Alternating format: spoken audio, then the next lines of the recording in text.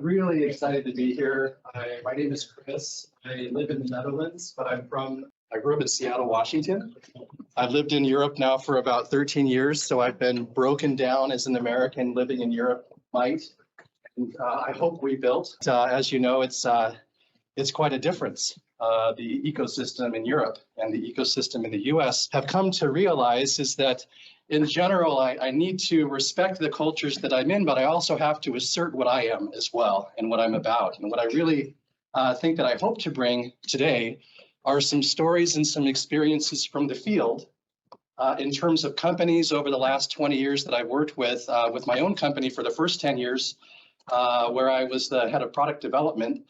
And so I had a very product-centric view of the world to the last 10 years or so when I've been in Europe, where I've worked with 30 or 40 companies and a couple hundred showcases who are going international, generally in the business-to-business area, out of Germany, out of Estonia, out of Poland, the Netherlands, Belgium, and typically 6-month to 24-month projects. So very intense.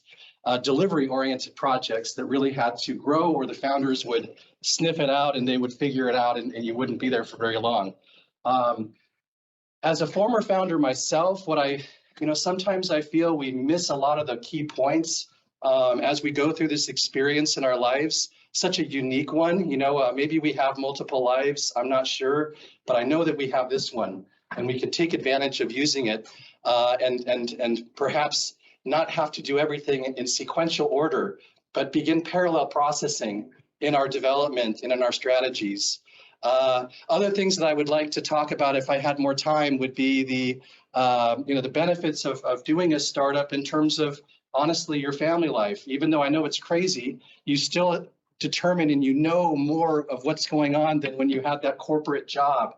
You have visibility into your company. You know the struggles.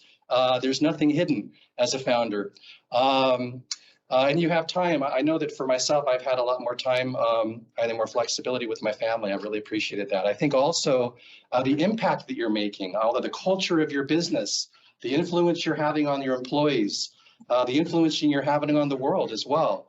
I know that a lot of companies in here are out of the photonics area, some microelectronics, other aspects of technologies that help us not only do things better, faster, cheaper, but hopefully make a smaller footprint on the world and can have a positive impact. So that's something I won't talk a lot about today.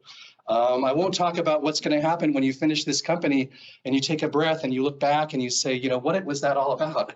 What did I just do? And hopefully there's money in your pocket. And hopefully your spouse is saying all that time and effort you put in was worth it because you could have got a better paying job out there in the market.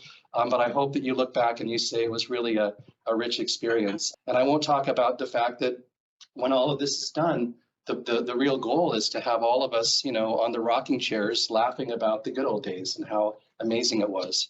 So I won't talk about any of that stuff, but I think those things are super important for you guys as entrepreneurs, as investors, and people that are involved in the market. So Chris, may I just? Yes. You are a quick starter, and I just want to make sure that everyone knows why you're here. Yes, please. So Chris is our expert. So as you guys know, we've launched something that we call VEC Community. And VEC Community, pretty much, the main goal of that is to increase the value of our portfolio companies through experts like that, like Chris. So pretty much what we are doing today, we are launching, I would say, a series or a habit of meetings where we'll be sharing kind of experts' knowledge so that you guys can leverage that in terms of tools, processes, expertise, contacts to grow your business. And Chris is one of our experts that we have within our community. Today we have 3 experts. Today you guys will see one expert that's already in the network, but also you will see other guys that are pretty much our partners in terms of other sales activities. So this is kind of a kickoff. So I'm glad that you took over. So I'll leave the stage to you. But if you will have any questions or you will, want to get to know Chris a little bit more after the meeting, just let us know and we'll connect you guys together. Okay. And this will be recorded, so you will also get the video. Thank you very much, Doug, All right. for that. Yeah, for that introduction. So hopefully the context is a little bit more set on some random guy off the street just grabbed. Who's this guy? That's right. That's right. Who's this guy with the green shoes? My luggage didn't come in, by the way, so I'm wearing the same stuff I had to wear yesterday. Apologies for that. So anyway, there's tons of things to talk about, and do it in an open way, and in a way where you can really let your hair down and you can really be yourself and really get to the essence of what this is all about. So I'm not here to be prescriptive and say, this is how you've got to do it. But what I want to try to do is I want to distill some of the lessons that I've learned over the years and provide them on a palette, and then you guys can decide what's useful for you. And by the way, I would just say, I'm available 8 hours a month anyway, so I've got to find some things to do. So if you ever have things some coaching or some research, just give me a call.